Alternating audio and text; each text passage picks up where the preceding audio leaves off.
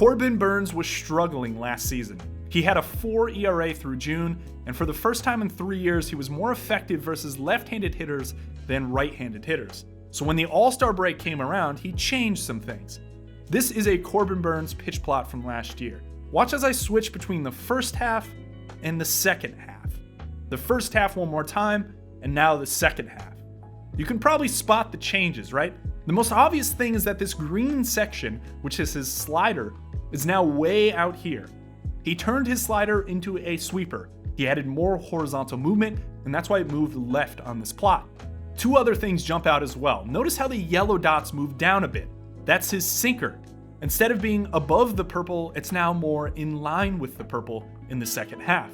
That lowering of the pitch on a plot means the pitch added some drop, about 4 inches to be precise. And lastly, the most subtle change, but watch these red dots over here as they move down slightly. That's his curveball, which added 3 inches of drop and was able to maintain velocity. When you look at Stuff Plus for these 3 pitches, comparing the first half to the second half, they all improved. The slider from 107 to 177, which is a massive jump. The sinker goes from being below average to above average, and the curveball, which was already good, got really, really good. And it's no surprise that in the second half of the season, after all these changes, he posted a 29% strikeout rate with a sub-1 whip and a 2.71 ERA, squarely a top 10 pitcher in baseball in the second half. And yet I feel like we kind of look at Burnes' season as somewhat underwhelming.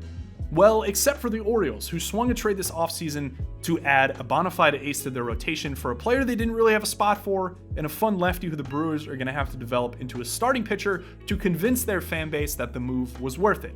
We saw Corbin Burnes make some tweaks last season, so what could he do heading into 2024 with the Orioles to make him an even better pitcher? The first thing that jumps out is that Milwaukee's right field is a bit more forgiving than Camden Yards, which makes me wonder what he might do against left-handed hitters to limit their contact quality. And versus left-handed hitters, he essentially throws 3 pitches. His cutter about 60% of the time, and his changeup and curveball both around 20% of the time. When he's behind in the count, he throws his cutter a lot, about 70% of the time, and it allows a decent amount of slug, as most pitchers do when they're behind in the count. Now, I get behind in the count is a smaller sample of the pitches he throws, but he's so good when he's even and ahead that this is kind of where my focus is going to be versus left-handed hitters. So the easy thing to say from my perspective is just to back off the cutter usage when he's behind. Still throw it maybe 50% of the time and just incorporate more changeups, which is the pitch that he can throw for strikes more often than his curveball. This may invite more walks because his changeup is out of the zone more compared to the cutter, but based on the damage allowed versus his changeup, if the intent is just to prevent slug against lefties, it could be more of an effective path in being conscious of that wall in right field.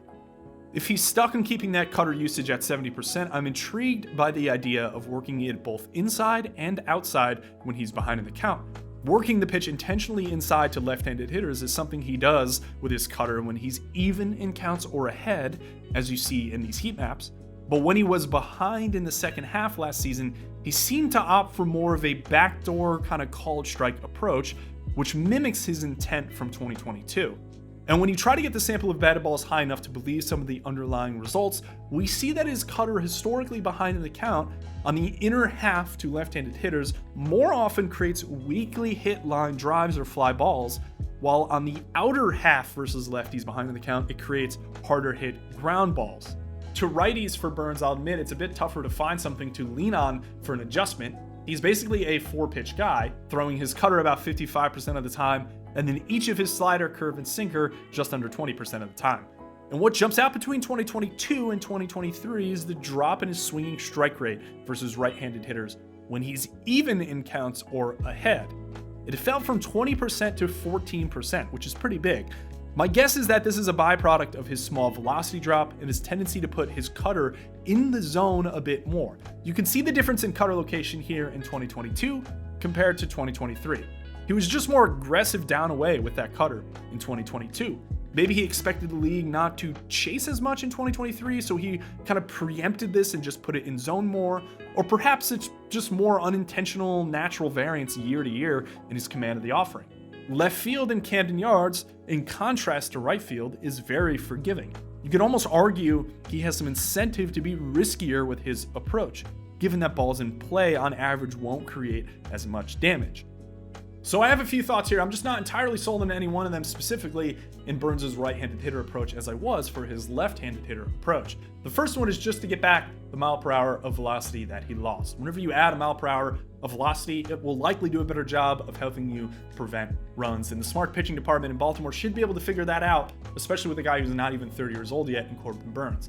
Number two is to play into that risk-reward approach more and put more of his breaking balls like the sweeper and the curveball in the zone, essentially chasing some more swing miss, early count swing miss at the risk of allowing some slug. It's just that, again, left field in Baltimore, most of that slug probably won't turn into home runs. And the third idea is just to go back to what he was doing in 2022 with his cutter, which was kind of putting it out of the zone more as opposed to leaking it back into the zone, taking that intentional adjustment alongside the velocity to get that pitch out of the zone, not letting it leak in the zone. It's just that doesn't really play into what we're talking about with Camden Yards and it being very forgiving in left field. Maybe that raises another sub question here about how much your park should influence your approach, and if your angle is that it shouldn't at all, and that basically everything I said in this video is almost slightly irrelevant, then perhaps this is your angle. Just get him back to that 20% swinging strike rate by putting that cutter out of zone a bit more. And then we have a fourth wild card option here, which is crazier, but I like it. It's to bring back the old kind of downer slider that he had, giving him 4 pitches moving away from right-handed hitters to generate whiffs, while he still uses his sinker about 10 to 15% of the time to keep them honest on the inner third of the plate. This feels a bit galaxy brain to me because he moved off the pitch in 2023, and I'm not entirely sure that adding a fourth kind of breaking ball creates a really nice marginal advantage for him, especially when the first 3, the cutter, the slider, and the curveball, are really, really strong offerings.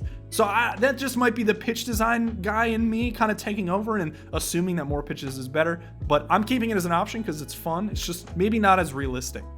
So I hope this gave you a pretty good idea of what Corbin Burnes did last year to get better in the second half, why I think that second half is essentially what we'll get for the entire season next year, and also playing around with some ideas on adjustments in Baltimore, right? Lefty approach, behind in the count, maybe we could tweak that a little bit. The righty approach, a bit more ambiguous here. I don't actually think there's anything he needs to change, but getting a mile per hour velocity back is never going to hurt. So I hope you enjoyed this video. As always, comments, questions, concerns, thoughts, drop them in the comments. I'll be in there. Thank you for watching.